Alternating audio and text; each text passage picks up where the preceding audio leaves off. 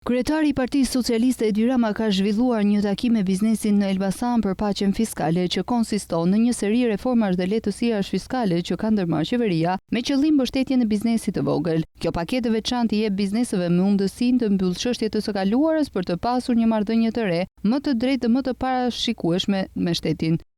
E rrëzuam taksën e shesht njësoj për gjithë, për atë që tha ministri. Eksaktësisht për atë që tha ministri, sepse nëse ne do të kishim mbajtur taksën e shesht, të cilën e predikojnë të tjerët akoma sot si një zgjidhje magjike, nuk do kishim sot 93% të atyre që janë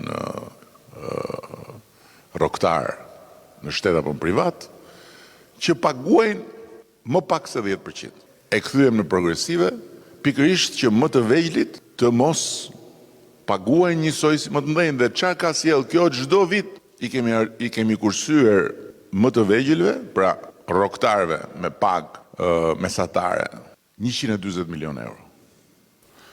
Ndërkohë që tatim fitimin për kompanit e kemi vendosur 15% që atëherë dhe nuk e lëvizim, as nuk do ta rrisim, as nuk do ta prekim. Ndërkohë në rubrikën Sy me sy, Rama i është përgjigjur komentuesve në lidhje me gjuhën e përdorur për fushatën politike, ku theksoi se përdor sarkazëm dhe jo fyrje, ndërsa shtoi se gjuhën e ka shpat jo pelte, të cilën e ka mësuar nga Fannoli dhe Fajkonica. Këta që ankohen me demek për gjuhën time se ju djeg, se natyrisht unë gjuhën e kam shpat, nuk e kam pelte, e kam shpat. Por ama është gjua që kam mësuar nga mësuesit e mi. Dhe mësuesit e mi janë Fannoli, Fajkonica, janë ata shpatarët e mëdhenj të gjuhës shqipe. Kështu që patjetër, po unë ama në 20 e kusur vite në këtë arenë, kursi kam thënë njeriu hajdute, kriminele, mafioze, vrasëse, se këto janë akuza penale. Nuk luftohet me akuza penale në mëxhelisin politik.